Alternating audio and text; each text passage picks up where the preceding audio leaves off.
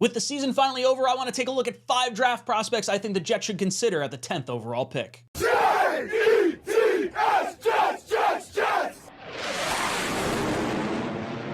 Welcome in, my name's Ryan, I'll be your pilot. If you're new here, hit that subscribe button. If you've been here before, welcome back, I love having you here. Boys and girls, I go live every Monday for my live call-in show, so if you don't like what I have to say here, you can let me know about it over there. And then Tuesdays, we come back with our Talkin' Jets panel, myself, O'Leary, and Green Bean, over on the Talkin' Jets channel, so if you want to check that out, make sure you tune into that, 8 o'clock to 10 o'clock. But let's hop into our topic of the day, and that is the New York Jets owning the number 10 overall pick. We finally know where we're selecting. The Jets got to build some pieces for the future if you want to get to a Super Bowl with Aaron Rodgers next year. So I want to get into it. I want to give you guys the pros, the cons, some of the highlight footage, as well as some insight that I see with these particular players. But in order to do that, I do have to make a few assumptions. So the first assumption we're going to be working under is that these particular players are gone. So the 3 quarterbacks at the top, Marvin Harrison Jr., Malik Neighbors, the 2 wide receivers, and then the top 2 offensive linemen, at least as it stands right now, in Joe Alt out of Notre Dame and Olu Fashanu out of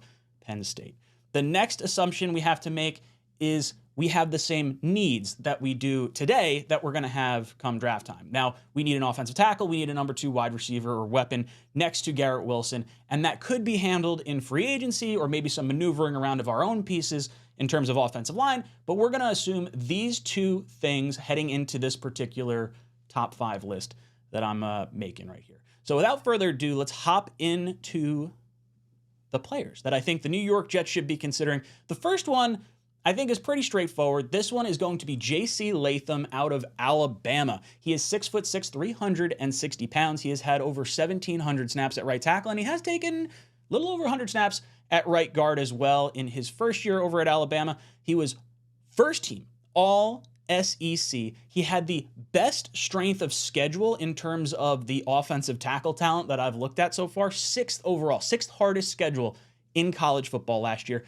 The downside, though, the dude's got 21 penalties to his name, at least according to Pro Football Focus. You guys could see his Pro Football Focus grades over there in the bottom corner.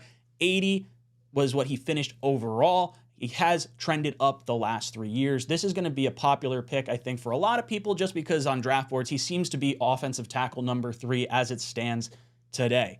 Now, as far as big boards, I have my top 5 big boards that I've used so far. You've got Pro Football Network, CBS Sports, Pro Football Focus, NBC Sports, and NFL Draft Buzz. They have him all ranked somewhere around like 15 to 20, give or take a little bit. Obviously, Pro Football Network having him up to 11 makes it seem like he could definitely be an option for the New York Jets here.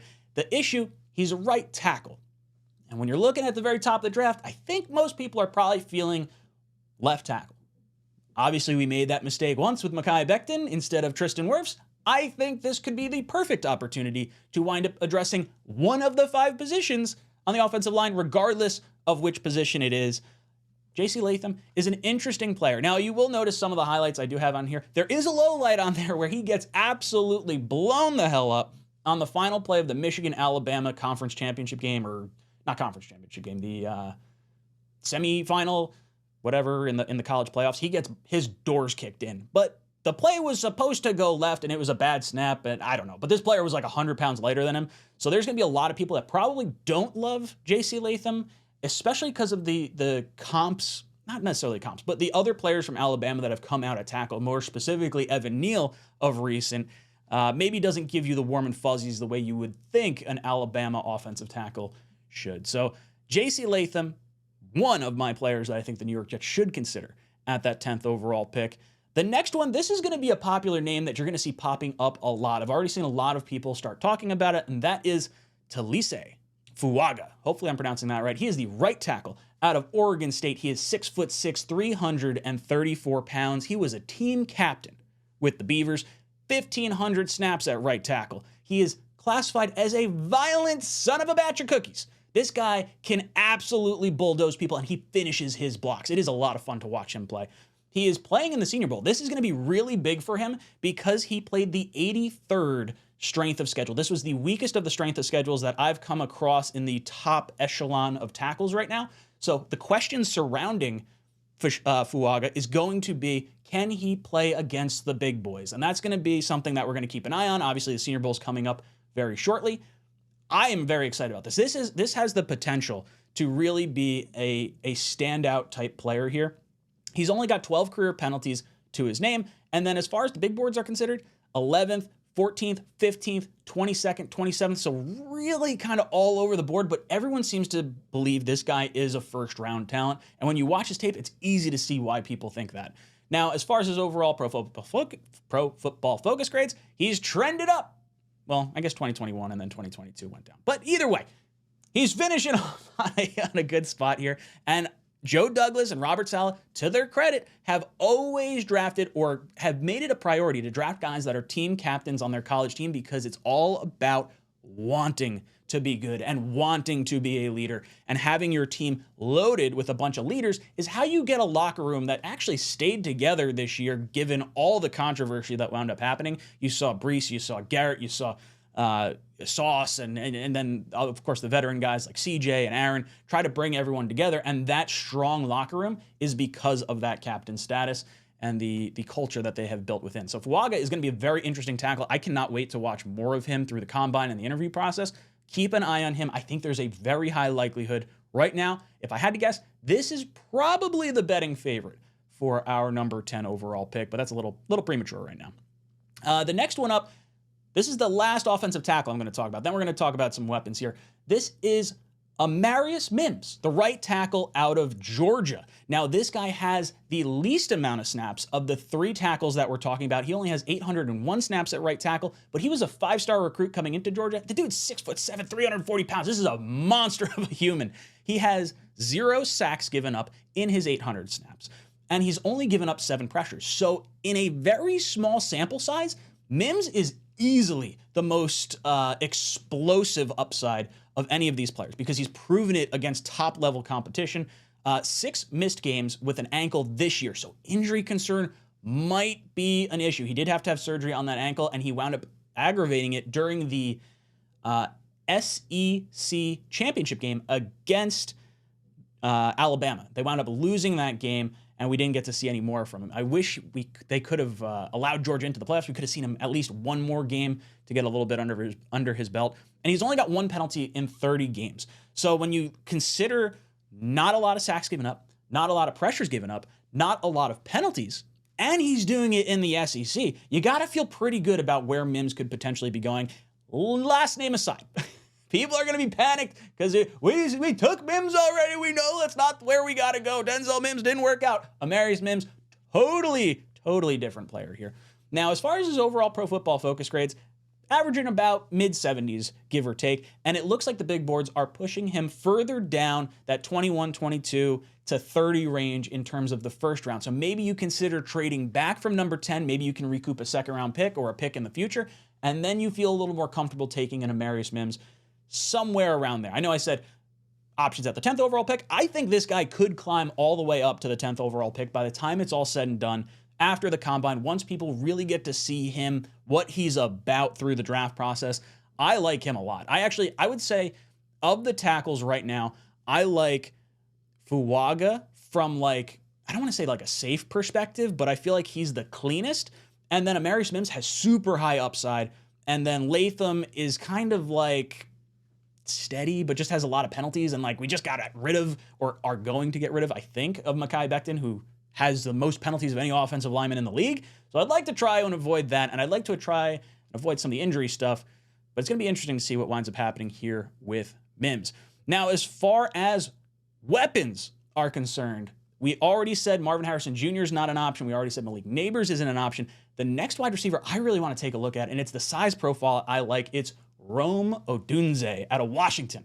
Wide receiver number 1. 6'3", 215 pounds. He is a team captain.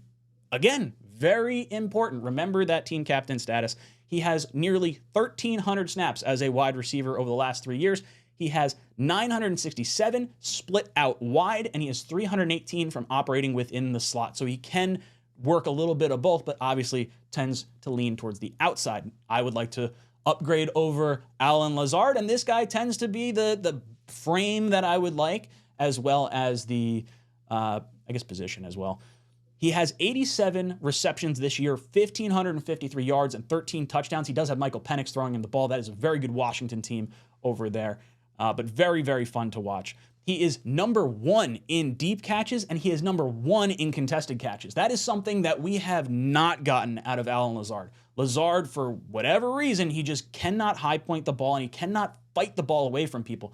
This kid seems like he's going to be able to do just that. As far as his big board, this is the best player that we're looking at so far. 7 from Pro Football Focus, 7 on CBS Sports, and then 11, 15, 17. The wide receivers in this class are really friggin' good. And as much as the offensive line has been an issue for the New York Jets, if they decide to solve it during some type of one tackle in free agency and then maybe shifting Elijah Vera Tucker over to one of the tackle spots, then I think you start to consider, well, maybe we don't need a tackle in the first round, and maybe we can develop one for the future in maybe a later round here. So wide receiver, I think, is going to be very much in the conversation for that number 10 overall pick, especially with the top 2 tackles off the board. And Odunsi is a baller, 89.3 Pro Football Focus grade. I think fans will really love this kid lining up across from Garrett Wilson.